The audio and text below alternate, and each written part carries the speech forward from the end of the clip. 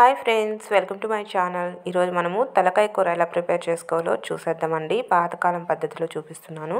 దానికోసం ఒక తలకాయ తీసుకొని శుభ్రంగా క్లీన్ చేసుకొని ఒక గిన్నెలోకి యాడ్ చేసుకున్నాను. ఇప్పుడు దీని ప్రిపరేషన్ చూసేద్దాం. ఇప్పుడు ఇందులోకి ఇక్కడ నేను అల్లం వెల్లుల్లి పేస్ట్ని యాడ్ చేస్తున్నాను.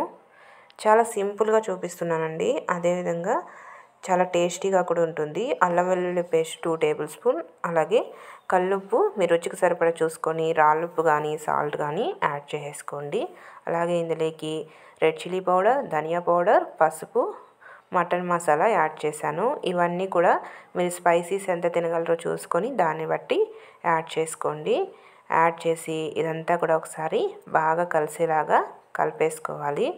ఇలా పాతకాలం పద్ధతిలో చాలా సింపుల్గా చేస్తున్నానండి. చాలా టేస్టీగా కూడా ఉంటుంది. అలాగే ఆయిల్ ఒక 2 టేబుల్ స్పూన్స్ అంతా ఆయిల్ కూడా యాడ్ చేస్తున్నాను.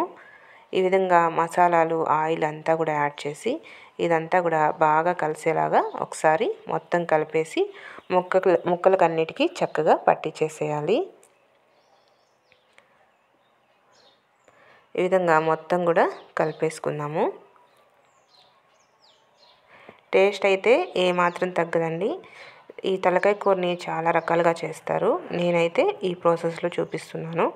ఇప్పుడు ఇందులోకి నేను హాట్ వాటర్ని యాడ్ చేస్తున్నాను.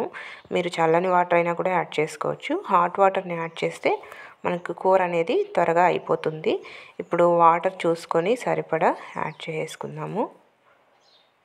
ఈ విధంగా వాటర్ కూడా యాడ్ చేసుకొని ఒకసారి మొత్తం కూడా కలిసేలాగా కలిపేసుకోవాలి. చూసారు కదా, ఈ విధంగా సరిపడా వాటర్ని యాడ్ చేసి మొత్తం కలిసేలాగా కలిపేసుకొని ఇప్పుడు స్టవ్ మీద పెట్టేసుకొని ఈ కూర అంతా కూడా చక్కగా ఉడికించేసుకోవాలి. కొత్తగా వంట చేస్తున్న వాళ్ళైనా కూడా ఈజీగా చేసేసుకోగలరు. టేస్ట్ కూడా చాలా బాగుంటుంది. ఇదే విధంగా ట్రై చేసి చూడండి మీరు కూడా. ఇప్పుడు ఈ కూరని స్టవ్ మీద పెట్టేసి చక్కగా ఉడికించుకుందాం. ఇలా ఉడికేటప్పుడు మధ్య మధ్యలో కలుపుకుంటూ ఒకసారి ఉప్పు కారం అంతా కూడా రుచి చూసుకోండి. ఏమైనా తగ్గింది అనిపిస్తే వాటిని కూడా యాడ్ చేసి ముక్కలంతా చక్కగా ఉడికేంత వరకు ఉడికించుకొని స్టవ్ ఆపేసుకొని వేడి వేడి రాగి సంగటి, చపాతీ, పూరి, దోశ, రైస్ ఇలాంటి వాటిలోకి సర్వ్ చేసుకొని తింటే టేస్ట్ అయితే అదిరిపోతుందండి. ట్రై చేసి ఎలా వచ్చింది ఏంటనేది నాకు కామెంట్ సెక్షన్లో కామెంట్ చేయడం మాత్రం మర్చిపోకండి. ఈ విధంగా మొత్తం కూడా చక్కగా కుక్ అయ్యేంత వరకు మధ్య మధ్యలో కలుపుకుంటూ బాగా మెత్తగా ఉడికేంత వరకు ఉడికించుకోవాలి.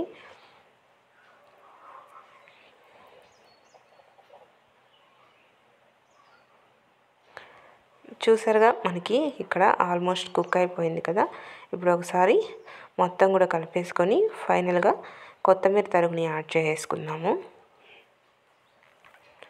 ఈ విధంగా కొత్తిమీర తరుగును కూడా యాడ్ చేసి ఇది కూడా ఒకసారి బాగా కలిసేలాగా కలిపేసుకోవాలి.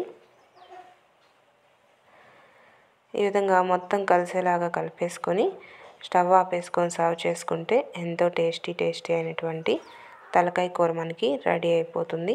మీరు కూడా ట్రై చేసి నా వీడియోస్ కనుక నచ్చితే నా ఛానల్ని తప్పకుండా సబ్స్క్రైబ్ చేసుకోవడం మాత్రం మర్చిపోవద్దు. అలాగే లైక్ చేయండి, షేర్ చేయండి, కామెంట్ చేయండి, పక్కన ఉన్న బెల్ ఐకాన్ని క్లిక్ చేసుకోండి.